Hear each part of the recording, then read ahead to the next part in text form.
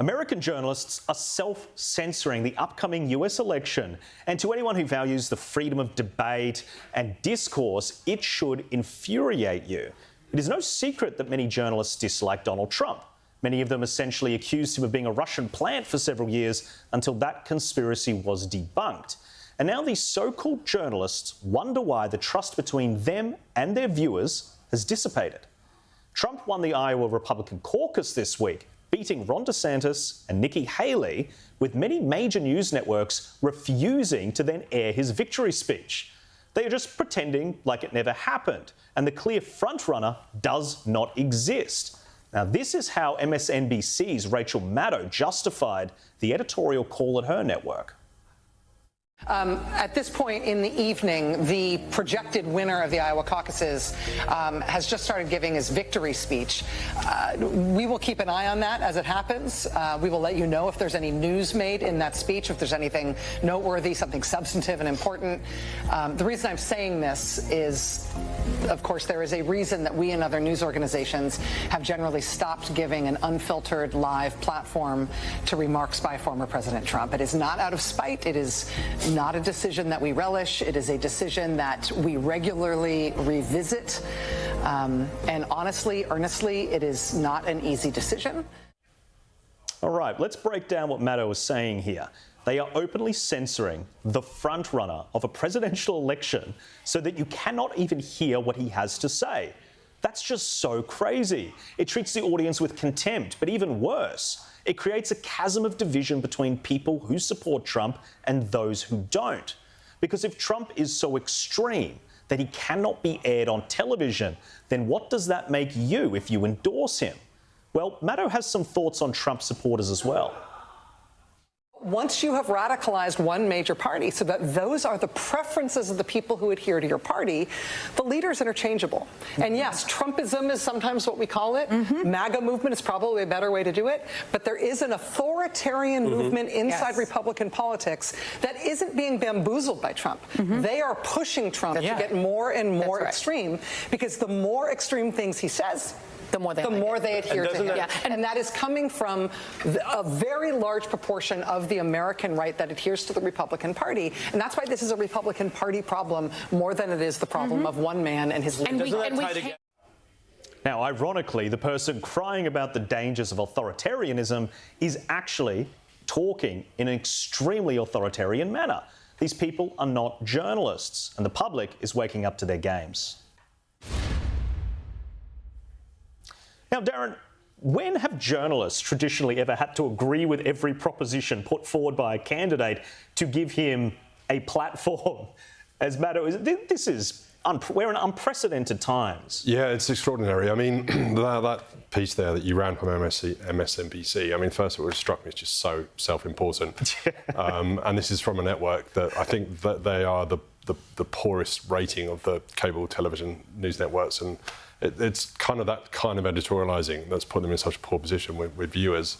I mean, Trump in the last presidential election got more votes, other than Biden, the victor, than anyone's ever attracted in any presidential election. So there's an enormous amount of Americans that supported him back then, and obviously, as we're seeing from Iowa, continue to support him.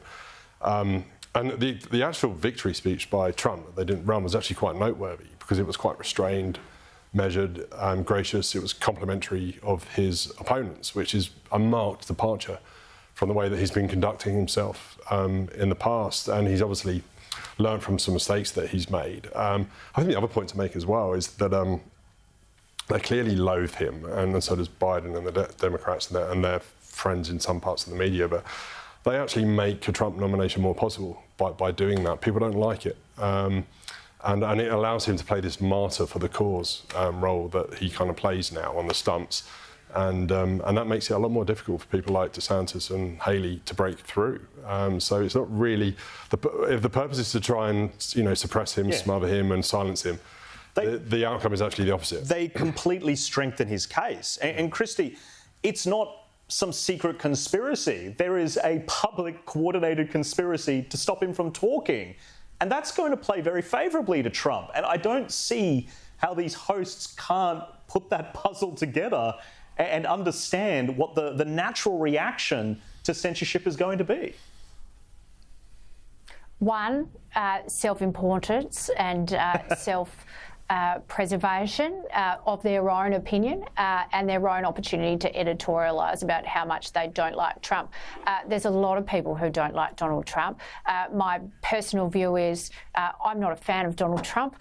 I wouldn't listen to a speech he made. However, he looks to be going to be the Republican nominee, and even if he's not, he was the victor at this caucus event. Therefore, in the interest of reporting what is happening and what's going on in the election, that speech needed to be broadcast. Now, you don't have to like it, you can comment on it, but you should not censor a broadcast of the victor who's won a significantly important political event.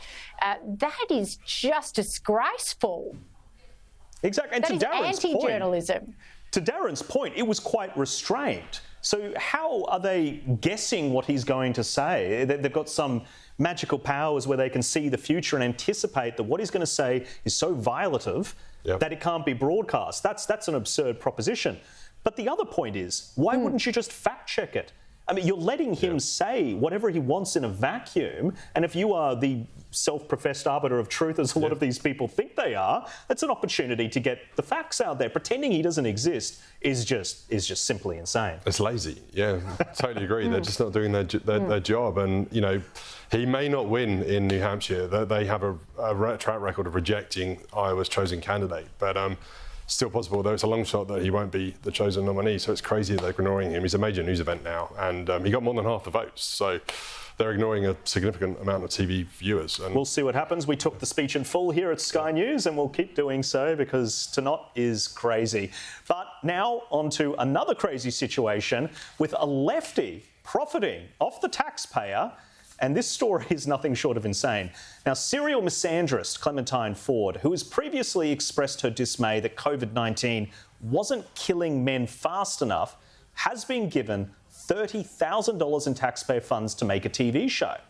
Screen New South Wales gave a project co-authored by Ford $31,387 of your money to produce a show with this blurb.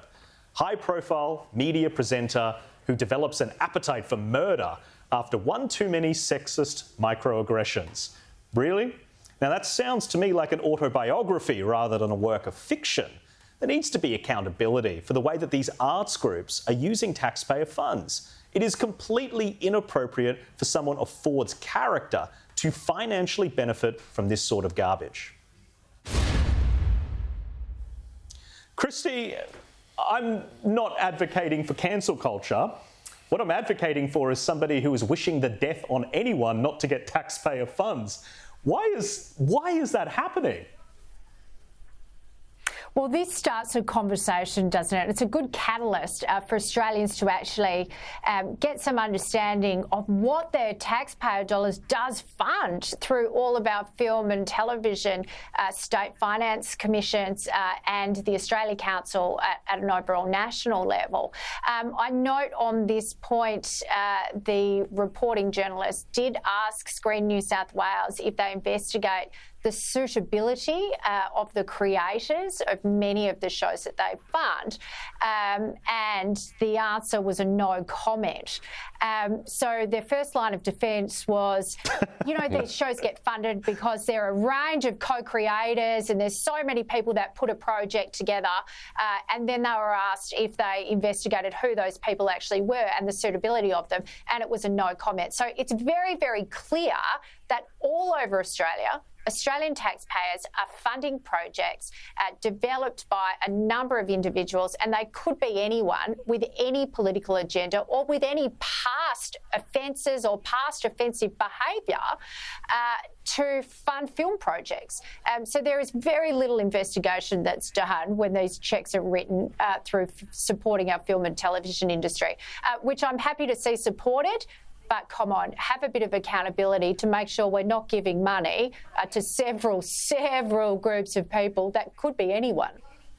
Yeah, I mean, Darren, she's also made very problematic comments about Jewish people, Jewish women in particular, about their race, the fact that they're white, therefore colonisers. So this decision to give them taxpayer funds, her project, taxpayer funds, has also been widely condemned by the Jewish community. But to Christie's point, what happened to accountability? If you are dealing with the administration of funds, our funds, surely you can't just say no comment, I'm not explaining this decision. Yeah, absolutely. They're duty bound to explain how to account for that expenditure and provide a rationale for it. And as you've said, I think Shari Markson on her show's reported this as well. Like Clementine's has been spreading online quite vile content that arguably is targeted at a minority group, Jewish women. And would they be giving grants to any other minority group? And they should. How does this make Jewish women feel when they see this happen? It's a hard one to defend. Yeah, well, we'll see how it all plays out. Now, let's go to my favourite section, Stories of the Week. Christy, what have you got for us? Look, my story of the week is the tennis hoi polloi being very upset that the Australian Open has turned into a large-scale visitor attraction event with dining and bars and restaurants. Some of the players are upset that they can hear people having a good time outside the court that's interrupting their tennis, and many people, the traditional, probably from the Kooyong Club, are very upset that the Australian Open has turned into a large, fun visitor attraction event. Now, of course, if the Australian Open just stuck to tennis and everybody wearing white and no noise please during the tennis, it wouldn't make the money that it needs to make. There just isn't enough volume for people to go and participate in it in that way en masse. And as it is, it's already, last year it got nearly 890,000 spectators through. They're on track to do more than that this year. And they need to prove it to the Victorian government, who forgave a $43 million loan to Tennis Australia during COVID, among other payments that the Vic Gov has given to prop up the event. They've got to return that value. Yeah, that's an incredible story. I mean, how dare people have fun at the tennis match? I guess it's a case of athletes maybe taking themselves... How dare you? At a sporting game where you've got to raise money to pay their salaries. Completely crazy. What's your story? So it's a story by Martin Samuel, sports writer, The Australian this week, about Gary Lineker, the English footballer. He's a commentator on the BBC. He's the highest paid talent that they have. He tweeted earlier this week about someone calling a pro-Palestinian group, activist group, calling for the ban of Israeli football players and the football team, which was really disappointing to see and clearly a breach of the BBC social media policy. But if Gary had done his homework, as Martin had pointed out in his piece, he would know that they're actually already banned from a competition, the Asia Cup, which they should be playing in by rights at the moment, but they actually compete in European competitions because some of the other countries in the Asia Cup won't have Israel.